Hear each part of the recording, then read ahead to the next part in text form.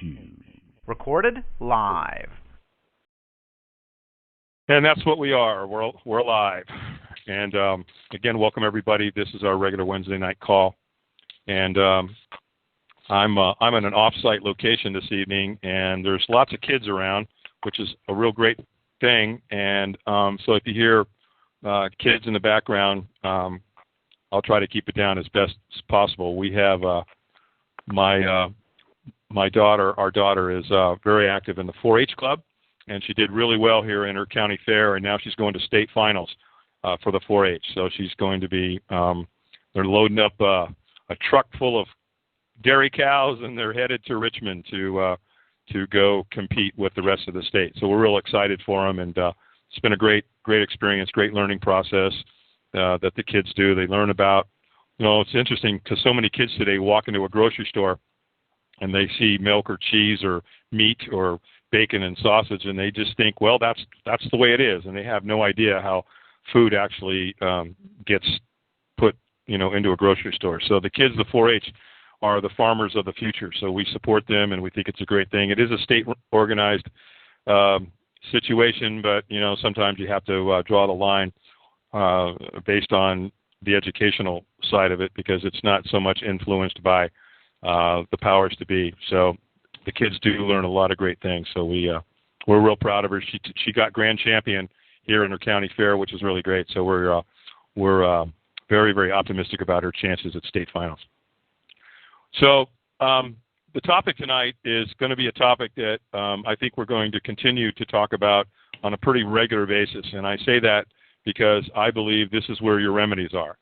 And I believe that once you understand how to operate in commerce and understand trust, your whole situations can change. As many of you know, United States is in bankruptcy, has been since '33. And if you haven't watched From Freedom to Fascism by Aaron Russo, or if you haven't read Modern Money Mechanics and these kinds of things to educate yourself about the monetary system in the United States and around the world, then I would encourage you to do that. Because until you do that, some of the things we're going to talk about on this call may sound like we're speaking Swahili. And what we want to talk about tonight is trust, because everything they do is a trust. From the point of them enticing you into the live birth certificate, into the Social Security system, they start issuing CUSIP numbers and start making money off you and your straw man immediately. So your Social Security number, your birth certificate, the number on the back, court cases, parking tickets. We even have been talking about recently that every registered number for the post office is probably a trust. We're pretty certain it is. We're researching it now, but we feel pretty strongly that every registered number from the mail, from the U.S. Postal Service or the post office, whatever you want to refer to them as, that's where you go get those registered numbers. And some of you have had great challenges just getting those numbers, and that might be one of the reasons, is because of the money that the Postal Service makes off registered numbers.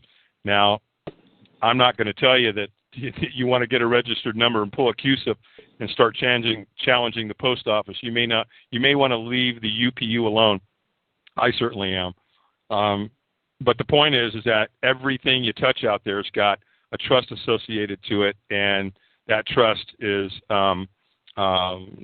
controlled by the powers to be, unless you understand how to re-engineer or engineer the trust from the beginning.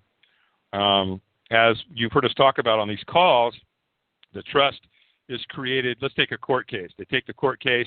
That court case is issued a number. That number is issued a bond on the penal sum certain based on whatever the charges are.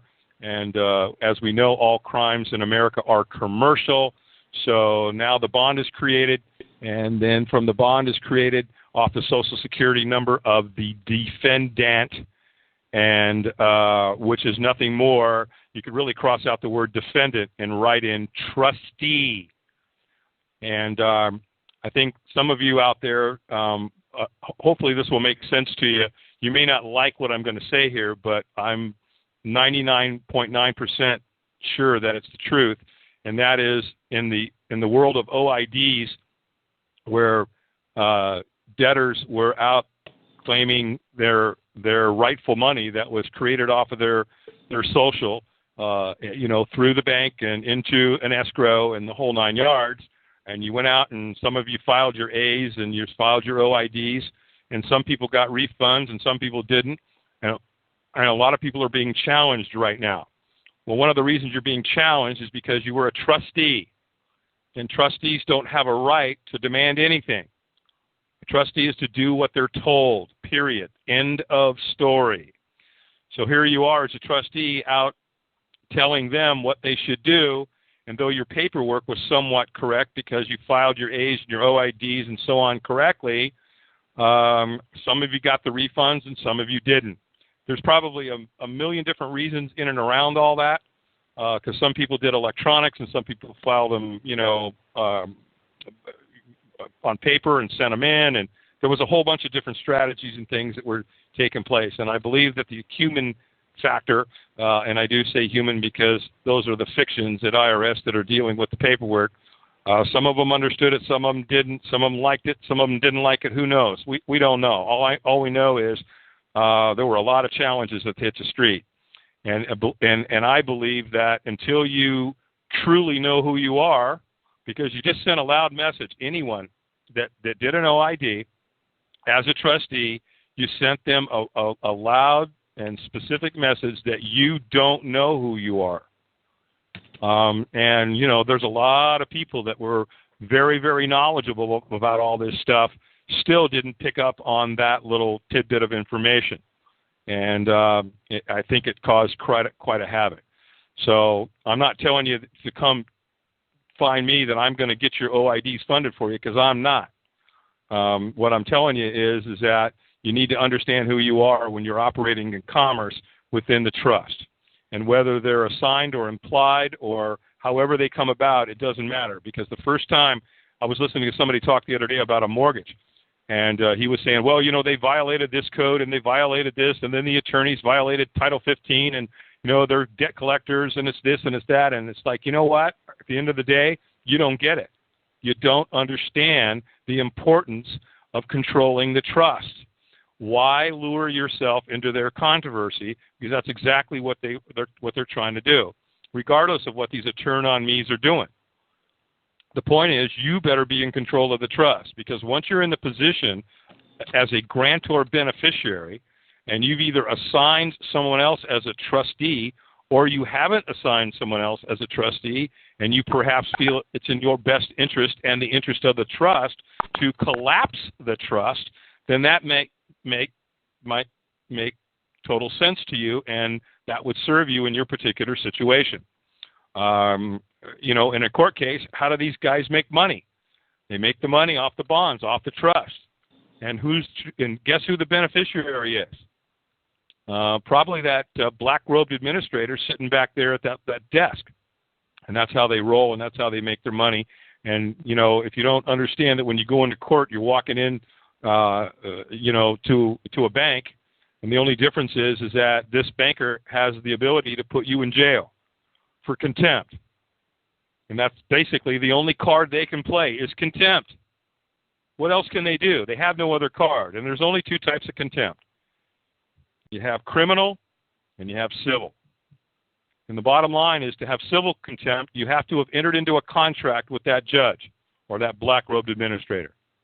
And unless he can show the contract, there is no civil contempt. Now, to be criminal contempt, that means you would have had to have threatened the judge. And unless you're the type that knows really who you are and you can stop what's going on in a courtroom and ask a judge a couple of questions, for example, criminal or contempt. And if it was criminal contempt, that means that I would have had to threaten you, and then you can look around the courtroom and say, ladies and gentlemen, is there anyone here that's heard or see me threaten this judge? Then if it's civil contempt, then you'd have to demand that the judge show you the contract. And when he can't produce a contract, then guess what? But you know what? It's Kangaroo City, and it's kangaroo courts. And these guys are going to do whatever they want to do because of their ego and because they're scared little children. And someday when they take their last breath, they're going to be standing before God. And guess what? It's redemption time, boys and girls.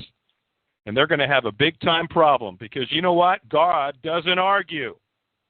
God doesn't enter into controversy because he gave us a great example when Christ went to the cross because everything was settled right there on the cross. It's finished. And your spiritual affairs have been settled.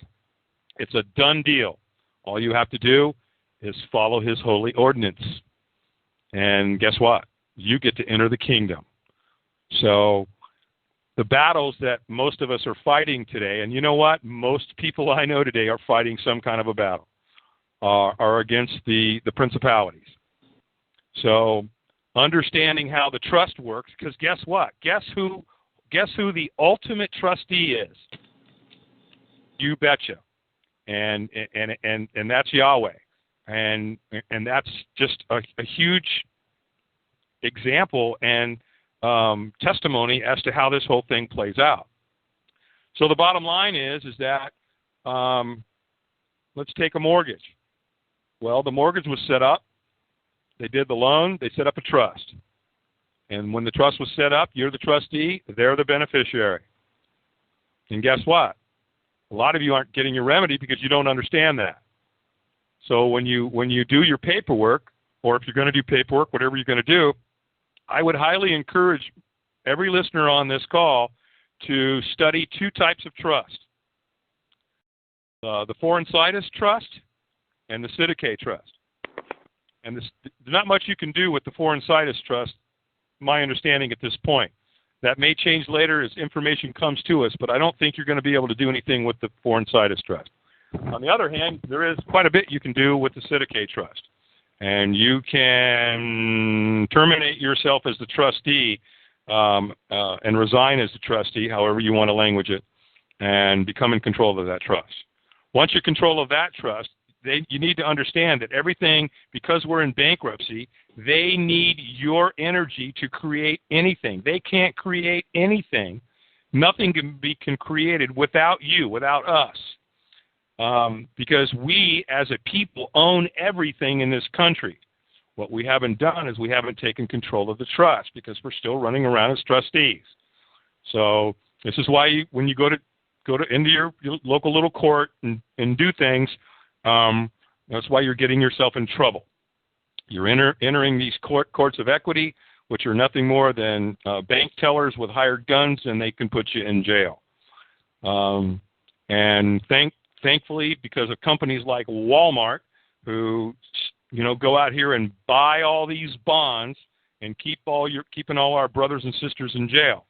Now, don't get me wrong. Some of these folks deserve to be in jail because they've committed, horrendous crimes.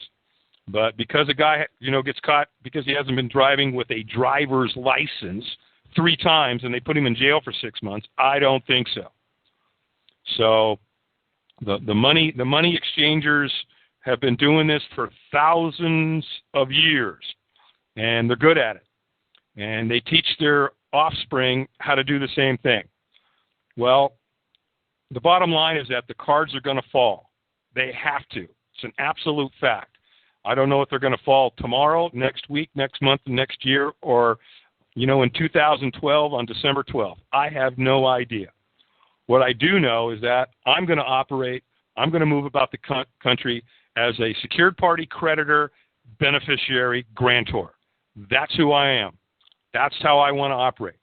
I was teasing Matthew here. We were having a conversation a couple of months ago about trustees and beneficiaries, and I told Matthew that I thought that he really sucked at being a trustee, and he ought to think about doing something else because he's just not very good at it. And so we were kind of thinking, well, gee, if he's not going to be a trustee, what should he do? He needs a career change here. And so we decided, you know what, Matthew, maybe you ought to consider being a beneficiary. Yeah, that's right, a beneficiary. And utilizing your grantor status, since you're not very good as a trustee, why don't you go find someone else as a grantor and appoint them as a trustee? and get them to settle your affairs for you in the world of commerce. So again, folks, what I'm saying is that it would be a really good idea to get in tune with how trusts work and make sure that you make those trusts that have been created, whether you know it or not, whether known or unknown, they're out there. And you need to find them, and you need to re-engineer them. And then, I think you'll start to see a significant change in attitude in bankers, in bar card communist attorneys, and the whole 9 yards. Because now you're transferring the liability to them. I heard a long time ago from Sam Kennedy, and I agree with this psyche when it comes to how you think about when people make presentments, when you get a bill or you get an invoice or somebody comes to you with a ticket, because basically what they're doing is they're attempting to expand funds based on public policy. Now the question is, when they do that, what do? Well, I think most of us know, and you learn that you accept it for value. And when you accept it for value, you want to return it, and you want to pay it and settle it, however, whatever instrument you want to use. Once it's paid and settled, you want to redraft the contract. And once you've redrafted the contract, you want to transfer the liability. And understanding, or as we say, who do you trust, I think will help you immensely. I will tell you over the next few weeks, things are going to get really, really interesting on these phone calls. Very, very interesting, very exciting, and very interesting. So I would encourage you to stay close and stay tuned. And by the same token, though, I want people to know on this call that, someone's lack of planning is not our emergency. And there's been people that have come to the call via email, and even some of them that have talked on this call and been less than congruent. And I want that. I'm going to ask that we put a stop to that. Look, we understand you're under pressure. We understand that you've got challenges. We understand all of it. There's nobody that comes to these calls that doesn't know somebody or themselves who hasn't already, or is in the process, or who may, be getting their butt kicked.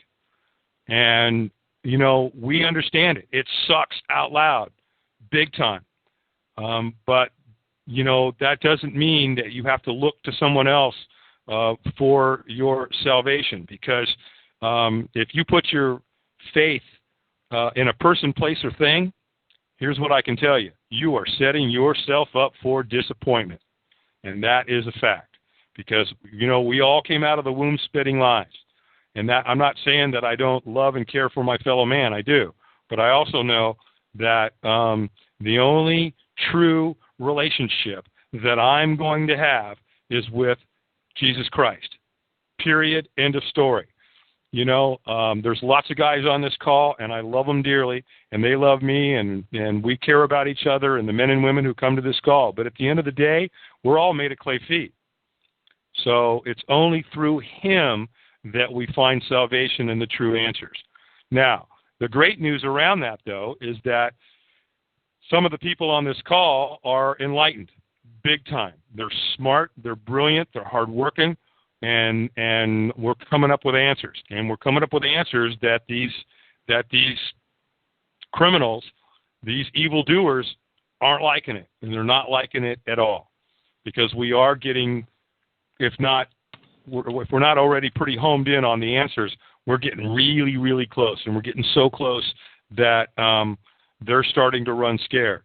As some of you know, there was a huge ruling that happened here recently in the last few days in the state of Kansas, or let me say Kansas State, but it was still in the de facto Supreme Court in state of Kansas, where a judge ruled against Mears and basically said, ollie ollie in free boys, You can't do this anymore. If you're an assigned, you've got no standing. So it's over. We've had enough. Res judicata, baby. It's settled. So I believe that's probably going to open up a whole can of, excuse my French, but a whole can of whip ass on these boys with 60 million mortgages out there. Because if they can't be assigned and they got no standing, guess what?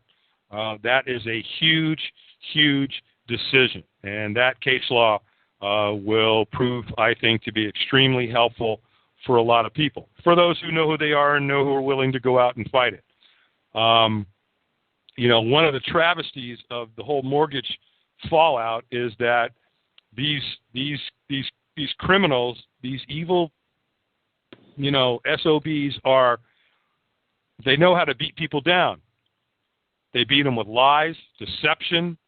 They steal their energy. They take their hope. And they constantly just keep pounding away at people, and finally people give up. Many people don't have any idea that there's a solution, or there's a resolve, or that they got a Chinaman's chance and where to save their home and their family's despair of what they're going through. So that's going to change. It's going to change. Is this group the enlightened group? I don't know. I don't know that any of these groups are the enlightened group. Here's what I do know. You need to understand trust and how they work.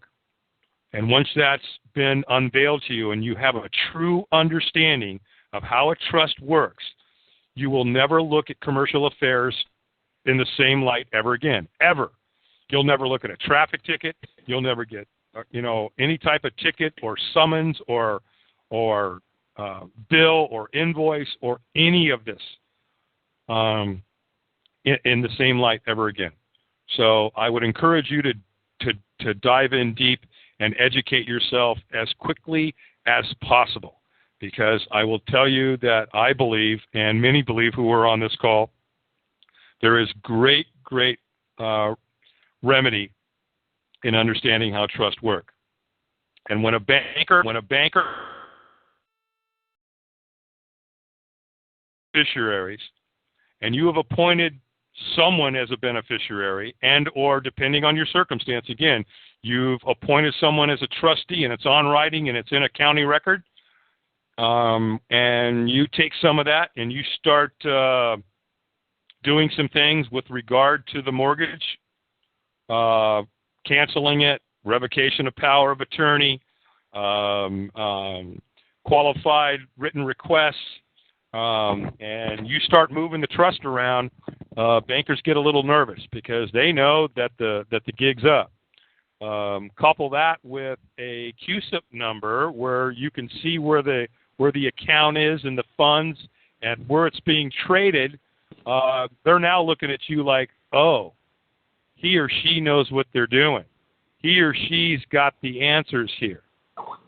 So again, ladies and gentlemen, it's coming down to I believe that your enforcement and your remedy is in knowing how to move about the country and controlling your trust.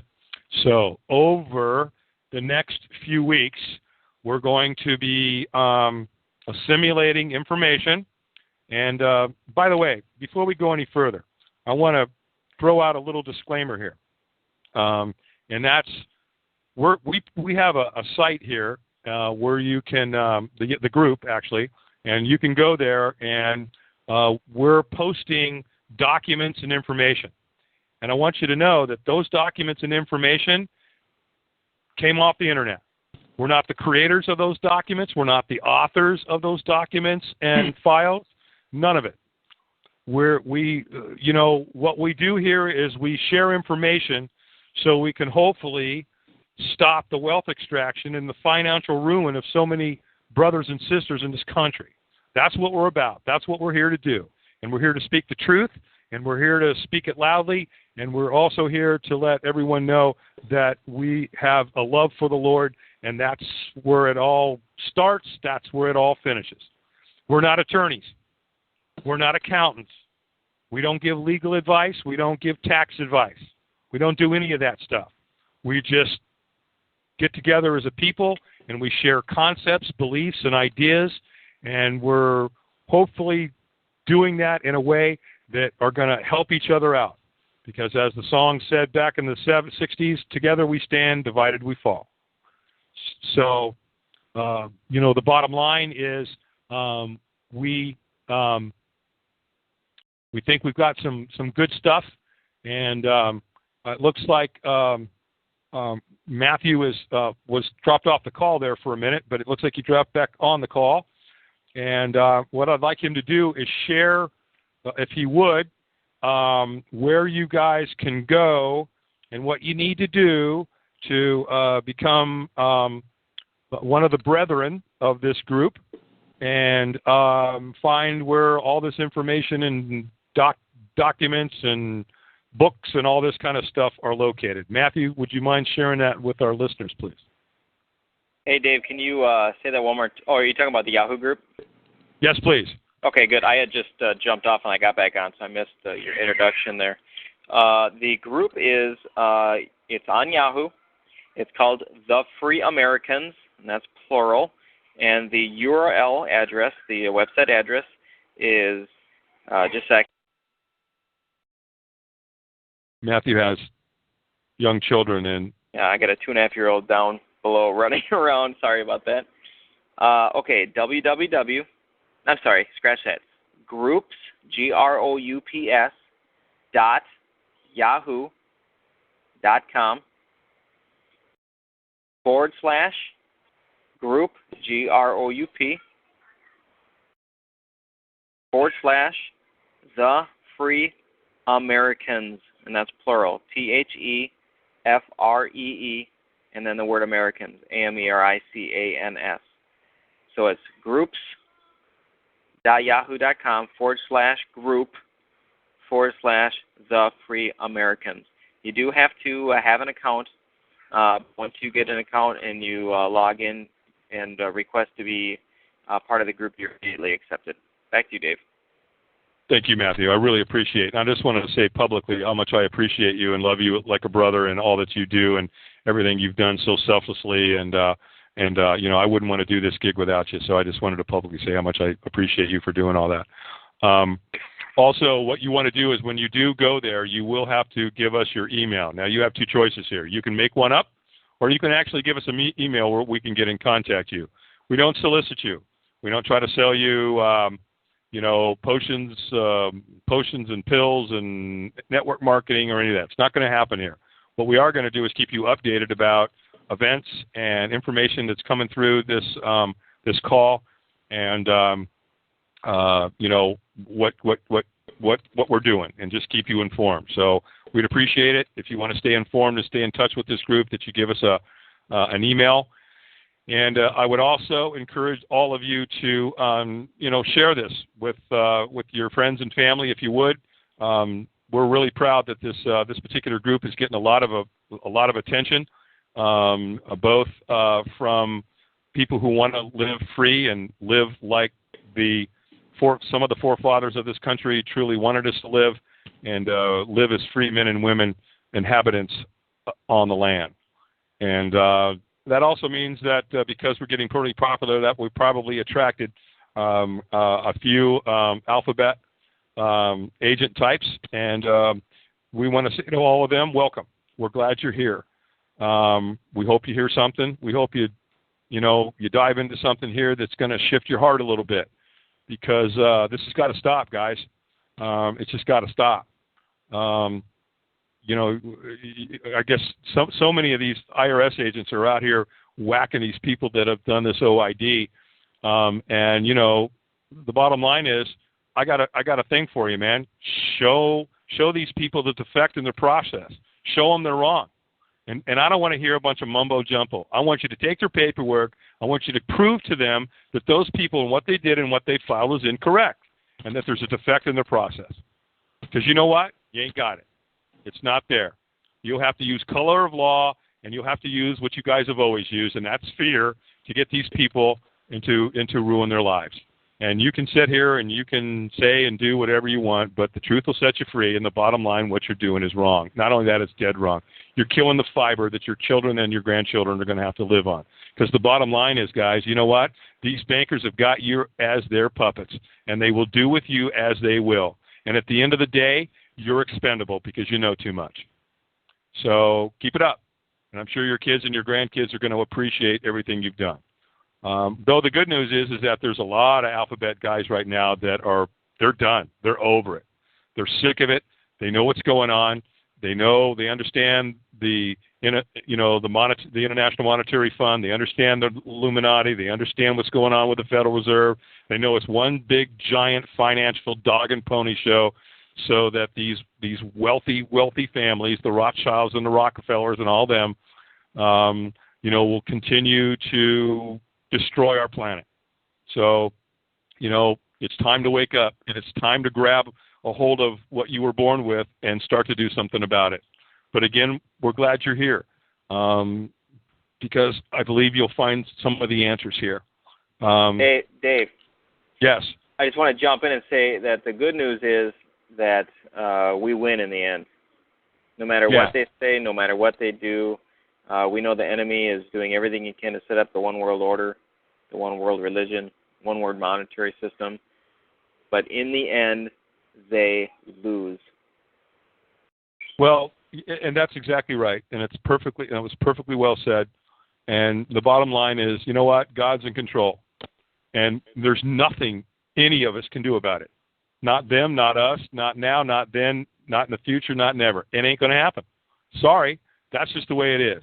And I've always liked that little saying: if you want to make God laugh, tell him what your plans are. Because at the end of the day, it just stops. It just stops. So without further, hold on, let me just write one little thing. Family's talking to me here and wanting to know if I want to participate in the dinner, and we've got a bunch of kids here, like I say, that are getting ready to go to state. So it's mac and cheese night. Anyway, and again, lots of these alphabet people agents who have gone to work for CIA, FBI, CID, IRS, all the way around. You know what? A lot of them have come forth, and they know. And it's great to have them on this side. And we're starting to get lots of information from the ones who have left the dark side and come to the light. So it's a beautiful thing. So, the bottom line is, we're glad they're on the call, because the bottom line, you know what, you guys, they have been lied to. They've been cheated. They've been wrong, the wrongdoing to them, just like they have us. The only difference probably is that, they still believe in Santa Claus, the Easter Bunny, and the Tooth Fairy, and it's okay to tell your kids that crap. It's a lie. And there is no Tooth Fairy, there is no Easter Bunny, and there is no Santa Claus, and the Federal Reserve ain't federal. And, if you keep checking into all those lies, you'll find Christopher Columbus did not discover America. And the white man who came to America did nothing but rape and pillage this country, killed millions of Indians, and, a lot of it hasn't stopped. So the bottom line is that the only truth, the only light, and the only chance you got is through Jesus Christ. That's it. You got one choice. That's it. And if you don't choose him, then guess what? It's over. There's nothing you can do about it. And you can pretend to be happy, but you're not. And you'll certainly never feel fulfilled. And, and I doubt whether you'll ever feel that you ever really accomplished anything. So, showing up at somebody's home who's 70 or 80 years old and pushing old people around because they filed an OID and are trying to make ends meet, and they're trying to recover all the wealth extraction that's happened to them and their family over the years, and yet you're showing up the door to ruin their lives and take them down even further. Congratulations. Great job. I hope you go home, pat your kids on the head, tell them how much you love them, pet the dog, and then you can't sleep a wink. Because that's just absolute, it's evil beyond all evil. So times are changing, and things are getting real interesting. So, again, I want to thank everybody for coming on the call tonight. We certainly appreciate you coming out here and listening to, some information, because I'm sure you had lots of things that you could have done with your time tonight, and you chose to come here and spend it with us. So, again, we're thankful of that, and we're appreciative of that. And there's a lot of people working behind the scenes right now.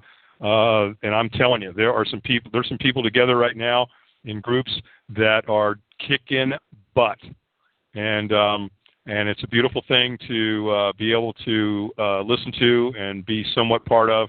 And as the information becomes available so we can share it with it on this group, we will continue to put that forward. So what I'd like to do is go ahead and open it up for a couple of questions, and we'll tell you what to do here in a second. But I want you to know that if you ask a question tonight, and if we choose to answer it, we're going to answer it based on what we might do if we were in a similar situation. Again, it is not to be used as legal advice or tax advice. It's just information. It's meant to be educational and informational, and it's basically recreational. So if you do hear something on this call or read something or do whatever, and you decide to use it, you've used it on your own. Take full 100% responsibility for it. No name calling, no finger pointing.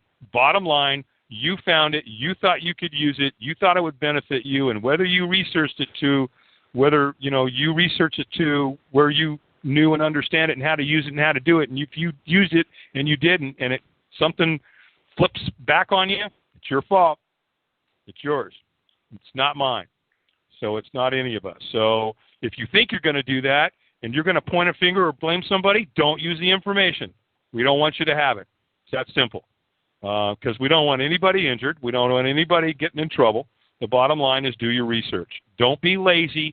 Don't let someone else do it for you. Do it on your own. So without further ado, if you'd like to ask a question tonight, we will take a couple. So if you'd hit *8 on your phone, Matthew will be able to see that, and then he'll see basically what state you're from, and then he'll call you to come forward, and you can put your question. You might want to preface the question, by the way. Hey, this is happening, this is going on, and this and this and this happened. And if that happened to you, what do you think you would do if you were in my position or you were in our shoes? So that would be a great way to preface it. So, Matthew, it's all yours. Do we have any questions out there? So far, we don't have any takers, Dave. Okay.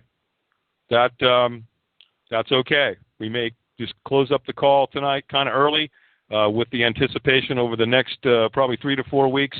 I want you to know things are getting really, really interesting. So, I want to say that the information as we're doing it is being spread in several directions. So, bottom line is that if I get hit by a bus tomorrow, guess what? There's going to be 20 people to back me up that's going to have this information. So it's already too late. The information's already being moved around, and it's already out there, and you cannot put the cat back in the bag. It ain't going to happen. So anyway, did you say there was a call, Matthew? Yes, Bob. Mr. Bob. Let me unmute him here. Bob, can you hear us? Are you there? Hi, enjoyed your talk tonight. If I want to start learning about Sesta K Trust, besides just doing a Google search and seeing what comes up and reading up on it, any other suggestions that one might have if they're new to learning about that? Well, that's a really great question. I believe that there is some information on the Yahoo group. So, again, it may not be so much just understand what the Sesta K Trust does, and that was set up and that it's out there. I'm not really sure, Bob, how much is out there on the Google site. I think more importantly, is the important point is to make sure that you get in control of yours. And I believe there might be a template or two, again, that we found. And again, we're not the creators, we're not the authors of this stuff. We found it out there, and we put it on. It'll be up on the Yahoo group, and you can take that template and you can get control of your Sedicate trust and put it into the public record and file it. So, again, to answer your question, Bob, I'm not really sure, what might be out there other than what you can find out on Google and or what you might be able to find on the Yahoo Group site. Right, on Google there'll be many pages that refer to them, right. And then apparently on the Yahoo Group there might be some. And then I know some people on the call are followers of Tim Turner, and I saw that you said about being a secured party creditor and the beneficiary grantor of your trust. Any thoughts on how those two things interrelate in terms of the Turner process and also then taking control of one's Sedicate trust? Okay. Yeah. Well, another really great question. Well, I'm a fan of Tim Turner. I think he's done a pretty good job. I haven't heard. I know a lot of people that have been to see him, and I've heard a lot of great reports. So I've never met the man, but I certainly have great respect for him. I can tell you that. And I've seen his materials, and I like what I see. From what I understand, his foundational process is probably one of the strongest out there. So once you've established yourself and you've done your birth certificate bond and your offset bond and your indemnity bond and got all your declarations and everything put together with your active state and all the different things that's in his process, and you got that set up, and you do become a true secure party creditor, then that's one component. Because either, as we all know, if you go into a courtroom, you're either going to show up as a debtor or as a creditor.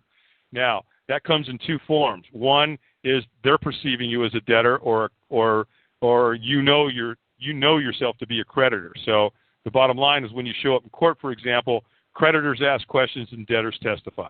So that really just comes down to knowing who you are. Operating the trust, completely different component. That's a completely different compartment in controlling your trust. There's talk out there if you get a subpoena and you're the defendant, you want to cross out the word plaintiff and write trustee and cross out the word defendant and write the word beneficiary and put that into a judge's chamber. So if you go in demanding as a grantor beneficiary that the trustee do their job and settle this case, that might be one approach. Might be another approach to take that and collapse the trust altogether, along with a CUSIP number in a court case, knowing who you are, a secured party creditor, having all your foundational documents in place, understanding a trust and showing up in court, and truly showing up as a secured party creditor, knowing who you are, and a child of Yahweh, you're a pretty powerful guy, or a pretty powerful man or woman. Makes no difference. So, again, I can't emphasize enough how important it is to understanding how trust work and so on. We are the specialists. Take advantage of our protection. Thank you. Hey, Bob. Thank you, Bob. Always good to hear from you. Yeah. This is Matthew. Somebody on the group had posted an entry about going to knackers.org and downloading their book on trust.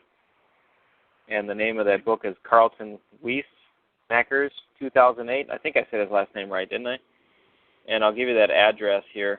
It's www.nacrs.org. That's N as in November, A as in Alpha, C as in Charlie, R as in Romeo, S as in Sierra, knackers.org.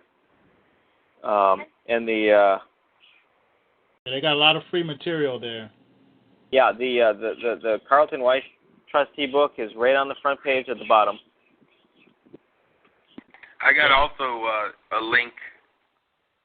Since we were talking about Tim Turner, there's a link to secured party process, which is basically his. I don't know if there's any modifications in it, but it's all self-explanatory and has all the docs as well, which is www.legalstatusrus. So it's the letter R and us, US.com, legalstatusrus.com. And then there's the document doc download. It's /docdownload.html. that has all his stuff. And Tim's own site, he doesn't have any of his documentation, but he has his, he's got a library of his negative averments, which he lets you download, and the enforcement process for those, and a bunch of study material. I can get my computer to work. I'll have that one here in just a minute. Say the website again. What's that? Say that website again. www.legalstatus, the letter R, and then the letter U, and then the letter S.com. And the document page is, you would put a / doc, D-O-C, download.html. And that's his process. Basically, I did meet him, and I did go to a seminar, and I don't know who this guy is. Apparently, he's someone that went to a seminar, and he's got a lot of updates on his documents and process. So I don't know if they talk to one another. I'd hate to step on his feet, but this is out there, and it's publicly available. So on the Legal Status RS, I think that gentleman went to the Turner seminar that was held in Denver about 6 months ago, and maybe to previous Colorado seminars, I think. If I'm not mistaken, he's an attorney. Correct. Right. This is correct. Actually, this was a back office link. This wasn't really publicly given out. Okay. Yeah. Well, when it was given to me, I was told not to, spread it out. I found it. Okay. So it wasn't given to me.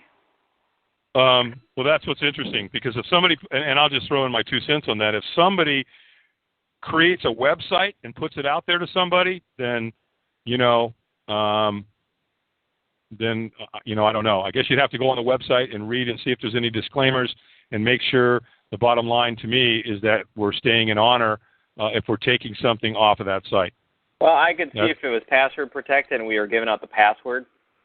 That's different, Dave, from what you're saying, which is this is a public website. Well, I'm just thinking of Turner. I mean, he's the guy that's done a lot of work or a lot of research, and from what I understand about Tim probably wouldn't care, but I don't know that. I'm not 100% sure of that.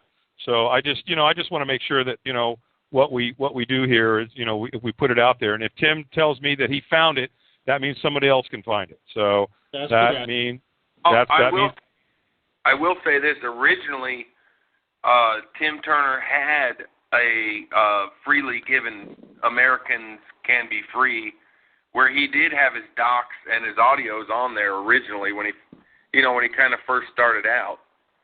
So I don't know if he went away from that. His new site here, it says AmericaCanBeFree.com, but when I look up in the address bar, and this is where he has enforcement templates, banking files, affidavits, websites, IRS help files, notarial templates, and a reading room. This is I'm almost positive is his. It's www.virtualsecureparty.com. Okay. Now another one is moneyonaccount.com. That's the one that he started out with that was free. It's still there. Oh, it's still there. Okay, well then there you go. Matter of fact, I got it from Tim Turner's mouth directly. Mina and I, when we talked to him, that he did claim ownership of that site. Right. But those files are very outdated, so be careful. No, he got some that's been updated too. Oh, has he? Okay, I haven't been back there. His Freedom Docs updated as of July 11th, 2009, and it also sends you over to Legal Status. Okay. Well, the point is his seminars are pretty phenomenal. And sure, you go there and learn documents. And he has MP3s on there from the Denver seminar. Yeah, he does. So anyway, I don't think we're intruding on anyone. No, not now that I see this. No, not at all. Anyway, that's all really good stuff for Tim Turner. And on the one I just gave you, virtualsecureparty.com, he's got all his negative averments, the non-court ones and the court ones, posted. including the enforcement process, notice fault, default, and then exact instructions how to write them onto a UCC1, get it apostilled, and what have you. On the Turner document, the most recent version is going to be at least August. I know that because I talk with Donna about that from time to time. Yeah, I heard that hasn't been released widespread yet. Okay. There's a couple things that they're working out, but it should be out soon. I mean, it is circulating, but he hasn't endorsed it fully yet. Okay. All righty. Well, groovy. So here's what I would like to do tonight. If you guys would like to stay on the call tonight and chat a little bit, that'd be fine. And I'm going to check out because I want to go. I want to go spend some time with the kids while they're here because they're leaving at like 3 o'clock in the morning. So I want to go talk to them and just give them some ideas and things about how to bring back the big ribbon tomorrow. So if you guys want to stay on the call, you're welcome to do that. And is there any more calls, Matthew, or do you know? Yeah, there's one more. Okay. Let me get him on here real quick. Oh, Dave, can I ask you something real fast? Sure. The judge's handbook, that actually was given to me by Tim Turner. Do you think it'd be all right if we posted that? Yeah, absolutely. Great. I'm glad you reminded me of that. Tim got a fabulous. It's a judge's handbook, man. So I don't know how that slipped out or slipped away, but we're glad to have it, and we're going to post it on the Yahoo group. I suggest you download it and print it out and read it because it's going to be pretty enlightening. So anyway, did we have a question out there, Matthew? Blackwater Frog, you've been unmuted. Go ahead. Hey guys, and Dave, if you want to go ahead and take off, don't hang around for me, man. If you got to hang out with your kids, go for it. Well, that's cool, man. Go ahead. Yeah, Thanks. okay. I had a couple questions. One is, back whenever about 3 years ago when I first started getting enlightened in all this stuff, I made some mistakes, and one of the mistakes that I made was filing an initial security agreement. The entire document I filed it with a UCC1, which I know now was a big mistake, and I'm wondering,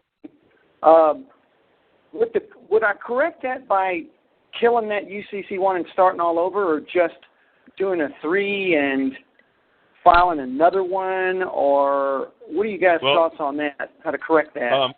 I'm gonna let Harold address this because I think he's probably one of the best to address that. But I just also, since that's such a great question, I'd like to know everybody that whatever you do out in commerce, everything is fixable.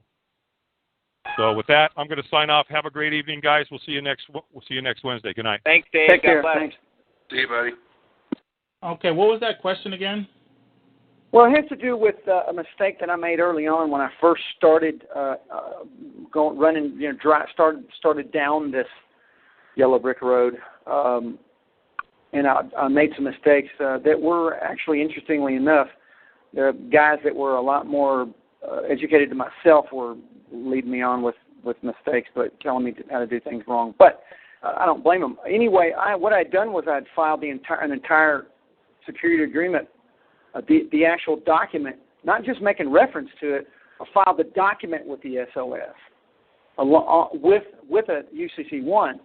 So to correct that, I'm wondering, because what you guys are suggesting is that the security agreement should not be filed into the public itself, the document itself, which we're going to talk about that a little bit more in a moment. But I just wanted to see what you guys' opinions were on how to correct that. Would I correct that by just filing, making reference to another security agreement and not filing that with the SOS or anywhere, or would I? I don't think I need to kill that UCC1 and file another UCC1. I know that you can terminate a UCC1 and refile, but I'm thinking that I wouldn't need to do that. What are you guys' thoughts on that? Who said you shouldn't file a security agreement into the public record? Well, we had an extensive talk about that last week, about what should be filed into the public and what shouldn't be filed into the public. And there's a lot of talk about when you file something into the public, you're actually giving up title to the document into the public. And there's talk that only a notice of something should be filed into the public. And I'm still finding it to be a bit of a confusing topic, especially when I take into consideration what's going on with the Turner docs, where he's got you basically filing pretty much everything into the public. You know, your list of property and everything's getting filed into the public at the county level. Yeah, everything that's not financial. Everything that's not financial, you're saying, so you can file anything that's not financial can be filed into the public? That's what he Does that said. include a warranty deed? I don't know that answer. Because my understanding is you don't want to file a warranty deed. Gene Keating says you do that, you turn title and ownership over to the county. What are your other options? Filing a notice. Really? Is that right, Harold? Yeah, basically a notice rather than the actual title. Now, right. Like Dave has signed off saying, in commerce, mistakes are correctable. A lot of times errors are not. So everything will be labeled as a mistake, not an error. So what?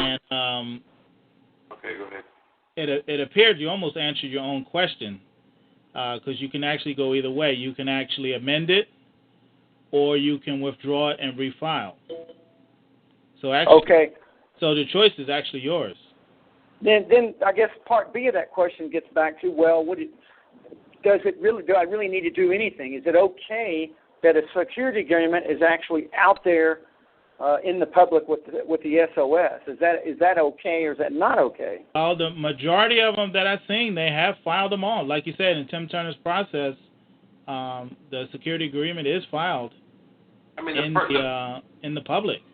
The whole purpose is if you're confronted at a later date, they can't say that you never made it a public notice of right.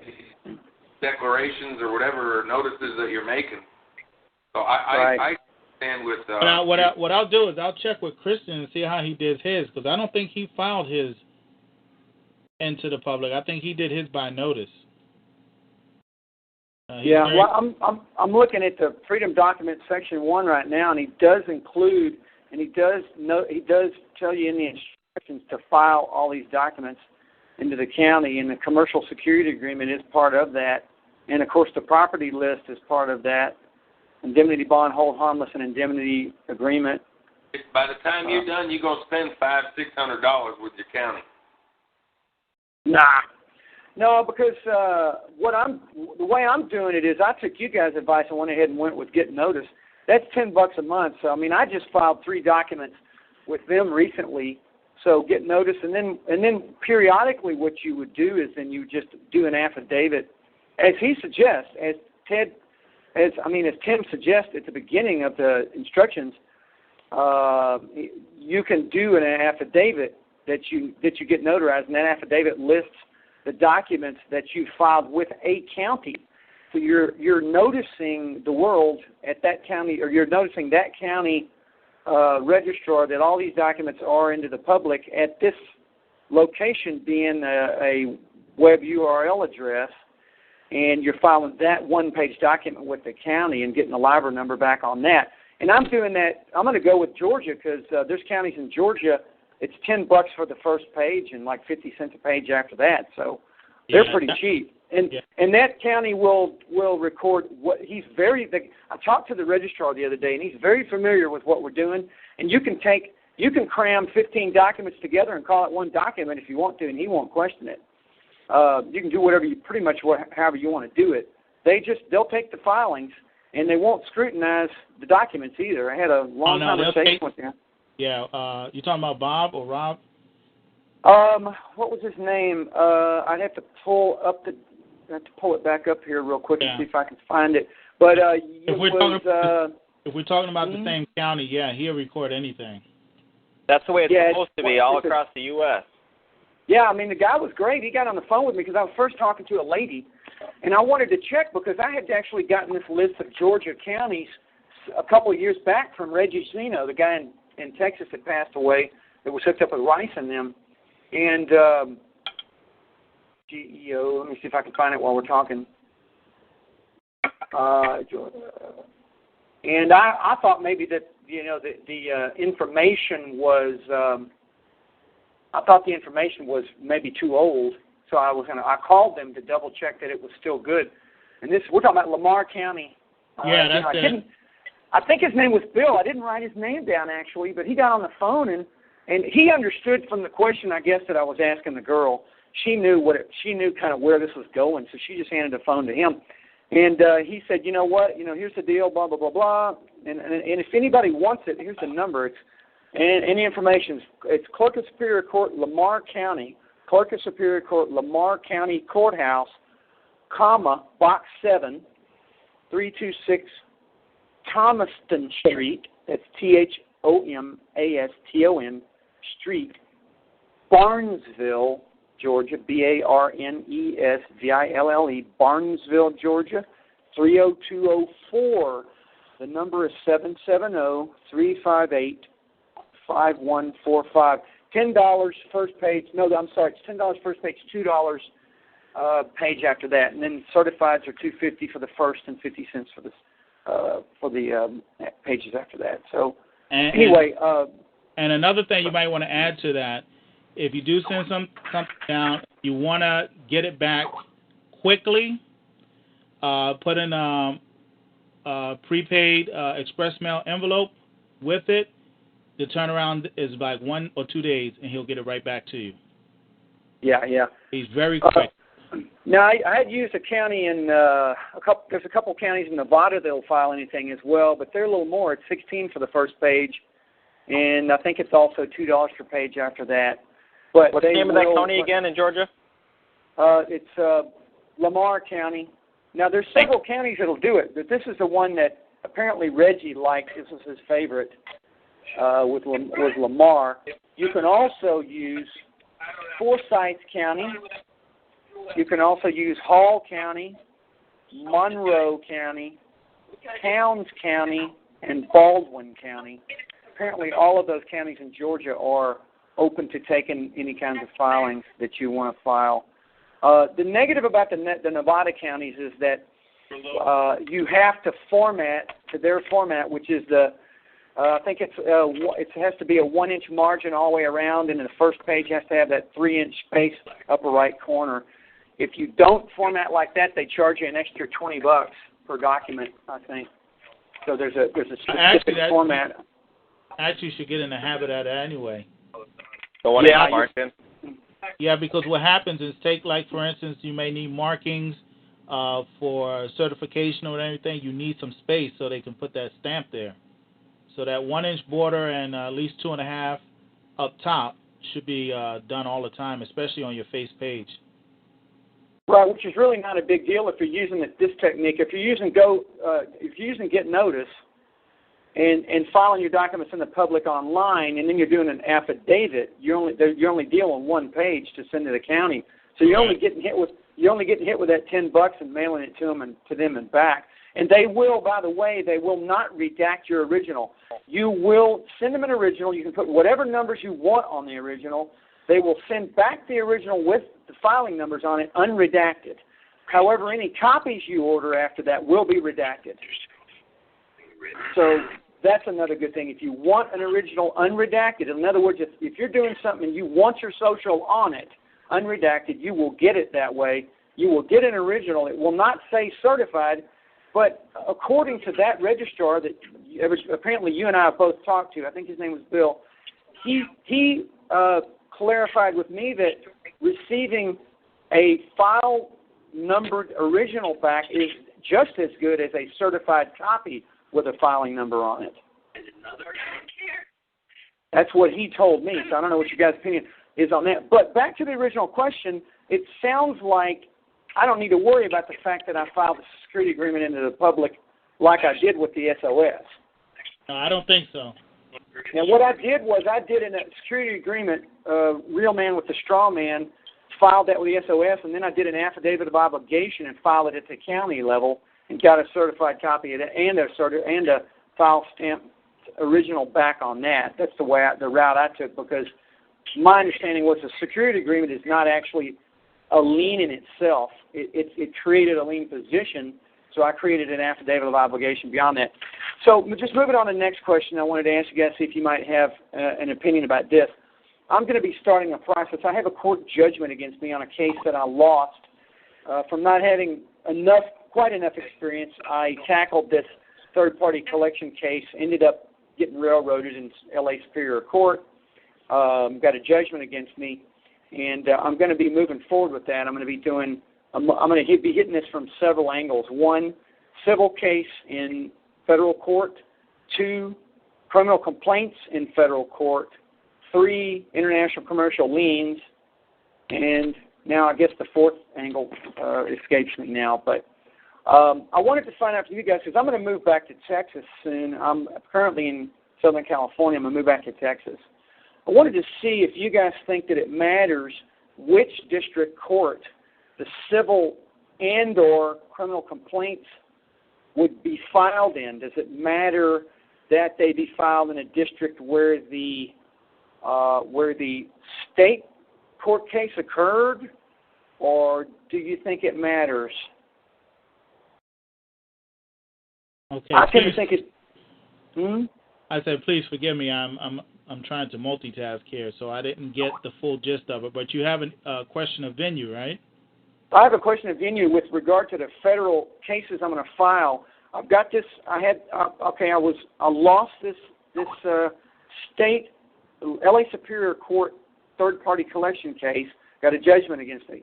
Now I'm going to go after this from multiple angles. One is going to be a civil case filed in federal district court against the plaintiff. The other is going to be either a combination of criminal complaints, which might include RICO, and also mail fraud, Federal False Claims Act violations, on and on. Federal district criminal complaints against various players in this little episode. And I'm wondering if, since the state case occurred in California, which was a Colorado third-party collection firm, a California law firm, and the court case took place in Southern California. Okay, where are you at now? I'm in California, this occurred in a California L.A. Superior Court, but I'm moving back to Texas, and I'm wondering if it matters which district court. I'm sure that the criminal complaints don't matter. Right, but you can establish jurisdiction based on where you're at. That's what I thought. Okay, so you're in agreement. I thought that I could file them once I get back to Dallas County. I'm thinking I could file in the district court in Dallas County. Now, with regards to this debt collector, did you do anything on the private side for them to prove up their claim? Well, no, I really wasn't far along. I got caught up in a lot of things. I mean, I was not far enough along in my education to have done a very good job. I'd only attended, at that point in time, one Winston seminar, and it was taking me a little bit of time to digest a lot of this stuff. And you know how Winston teaches. He kind of scatter shoots, and you get all kind of pieces of things, and you have to figure out how to piece it together later. Unless, of course, you pay for coaching. I'm not downing him. I'm just saying that for a beginner, one seminar wasn't quite enough, and I listened to a lot of DVDs and audios. But I guess the answer, direct answer, is no. What I did was I had to jump on answering discovery, writing discovery. I got nothing positive out of their discovery responses to me. I headed them off by answering their discovery, and I stopped them from getting to a summary judgment. And I did a few things that really kind of didn't really help, like appointing judges as fiduciaries and kind of stuff like that, which really only kind of got the judge off the case. A lot of times those debt collectors, you want to see what a real airline most of the time are not an agent for the entity they allege to be representing. They're oftentimes representing themselves. They brought the debt, pennies on the dollar, what they call junk debt, and then they go in to try to collect at face value. Exactly, and also I would add to that in that it seems to be true that most of the time the attorney firm that works with that supposed plaintiff doesn't actually have a real contract with that plaintiff.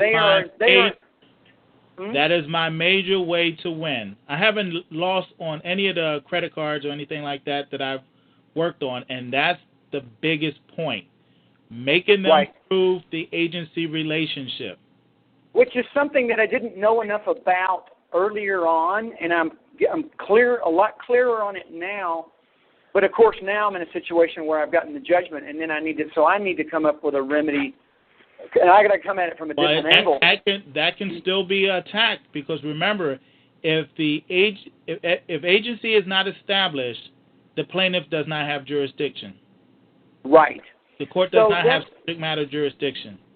Right, and so those are all that information in itself supports a civil and criminal complaints against them in federal district court, because they've in fact committed fraud and mail fraud and a lot of other things. Well, first of all, you have to establish it, and then you can prosecute it. Because you'll probably have to get it out of them either through, if you went in on the judgment and put in a motion to vacate on the ground that they're not the plaintiff is not the real party in interest, and that the attorney firm is not a true agent for the plaintiff. Now, in order for them to disprove it, they got to come up with the agency document, whether it be power of attorney, retainer agreement, or some kind of contract. So you're suggesting that even after the judgment's been rendered and I did not appeal it, that I could still go in and do a motion to vacate? In a lot of cases you can. You would have to check the rules in your area. But in a lot of cases you can. If you can show that the judgment is infirm due to fraud or lack of subject matter jurisdiction, you can always go back and attack that. But I would try to get them to prove that up on the private side. You put in these requests. I'm not able to hear you, man. I don't know what's going on. Somebody's, got a dog fight going on or something. I'm trying to get it cleaned up, guys. Thank you. You would go in on the private side, demand that they produce certain documentation, and put in self-executing agreements. And if they fail to produce the information, that means they agree that they don't have an agency relationship with the alleged entity that they were supposed to be representing.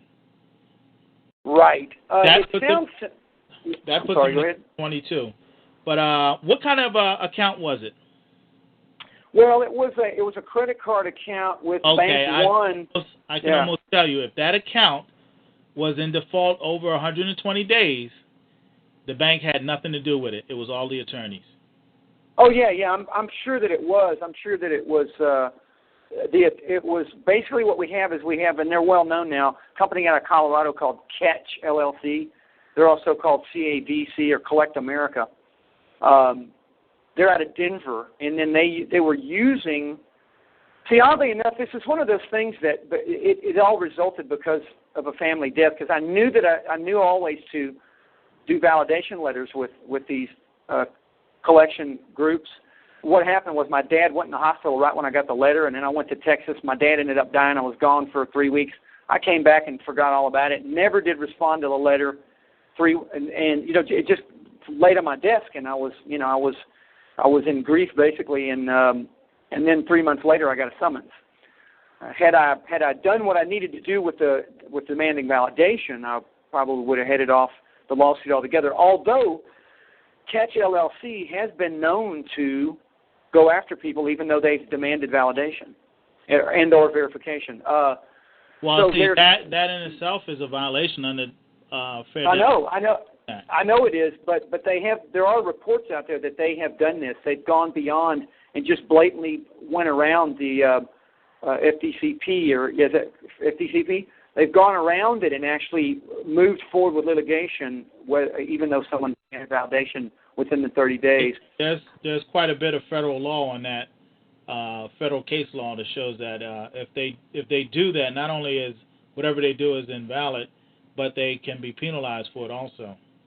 Well, it seems to me that since I am planning on doing an international commercial lien process against the plaintiff anyway, using notary process and the whole 9 yards, it seems to me like if I do that process and I include the language necessary, I will have them in agreement that they did what they did anyway.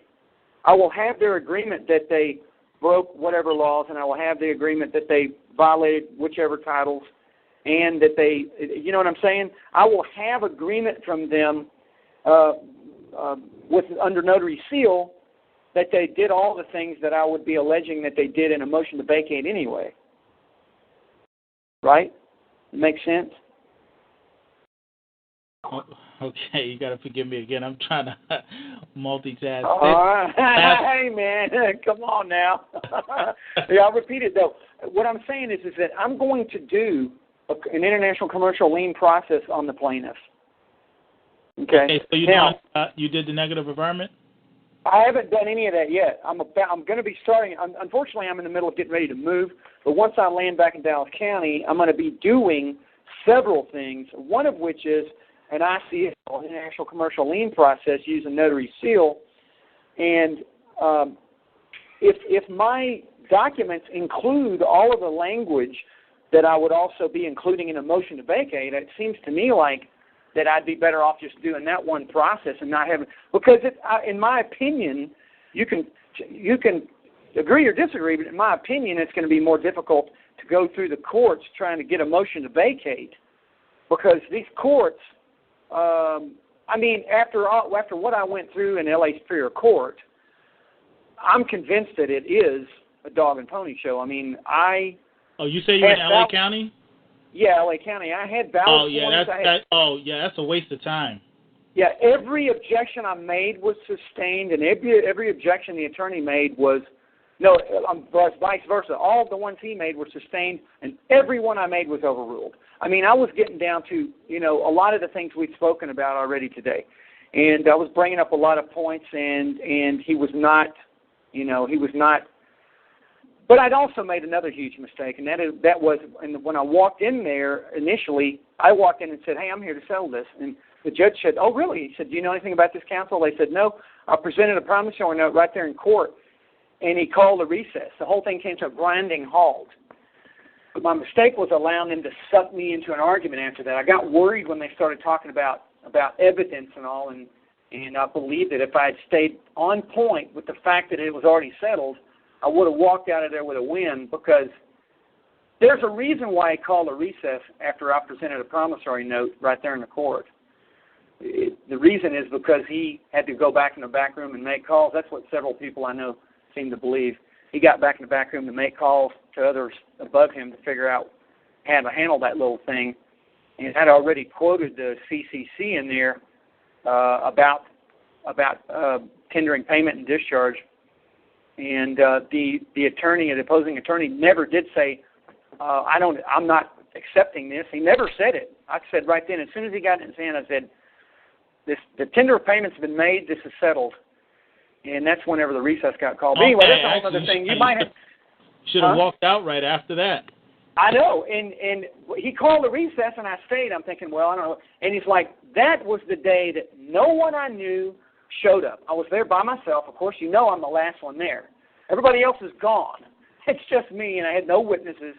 A friend of mine showed a few minutes after that, but by that time I was beyond. So, it gets back to not having quite enough knowledge and not having quite enough confidence in the process. Because now, looking back on it, I feel a lot more confident. I'm like, I know. After having conversations with other people who've been down this road, they're like, you had to win. You won when you presented the promissory note, and he knew it, you knew it. You didn't know it, but he knew it. That's why I called the recess. Hey, Harold. But in any case, did you get the last of the question earlier, where I was saying that since I'm going to do the international commercial lien anyway, don't you think that would probably be a better route to take than going for a motion to vacate? Well, and I'll wrap it up with this one. Based on the fact that you're in LA County, I would, if I was in your shoes, I would leave that alone and go with the international claim, because in LA County there was a former judge that did some research on cases brought by defendants. Mm-hmm. I think everyone except I think maybe one, they lost. It's like it's no wins in LA County for defendants. Right. The only ones I've heard of people pro se's winning have been situations where the opposing attorney was extremely incompetent, and he just did like really stupid stuff, and the judge said, you know what, I'm just dismissing this. And then I have a friend over in Covina, which is also LA County, and his was a similar thing. There was something that the opposing attorney didn't answer, I believe. He filed a counterclaim and they never answered it. And his got dismissed on that. So it's just a total lack of competence on the part of the attorney with the collection firm that gets them a win. Beyond that, it seems like you're right. A lot of them are not set up for litigation. They're only in there to get summary judgments. Hey, Harold, let's open up for another caller here. We gotta move on. Yeah, here. Thanks, guys. Thanks, I appreciate it. Thank you. Wire Manabu, if I'm saying that right. Attempting to get you unmuted here. Can you hear us? Are you there? My connection is a little slow. I'll try again here. Not him. I'll see if I can get Bob. Had another question. Let me see if I can get him unmuted. Oh, there you go. Wire Manabu, you've been unmuted. Yeah, it's Wireman IBW. Anyway, I just got one quick question on, two in a statement. On the that OID process we're talking about earlier, if one was to send that in, let's say next year, how would one sign it? Like John Doe / beneficiary? My suggestion, yes. Okay. Because right. if you don't sign as beneficiary or grantor, they're going to whack you. You're reclusing back to being. Yeah, because your signature, the way you sign, is indicative of how they're going to treat you. You can express the trust through your signature. So by signing by your name, comma, beneficiary, you just told the IRS that you're the beneficiary of the trust. Right. Okay. Very good. And on that Tim Turner stuff that you were talking about earlier, most of that stuff's all available. I'm kind of a member of Tim Turner's group too, and anything that you need, I've got access to most of it. Donna and them, they're putting all the stuff together. It'll probably be out the end of this month. Yeah. Everybody do it. So, but if anybody needs some of that stuff, I can help them out there.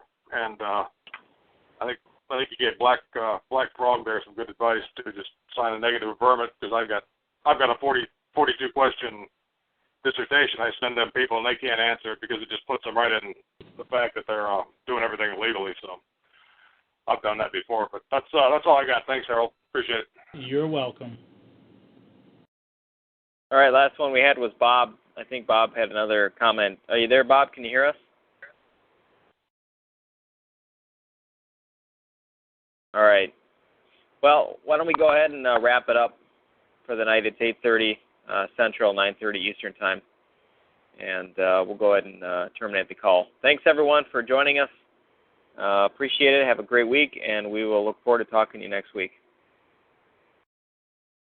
Good night. Night, everybody. Bye-bye. Thanks.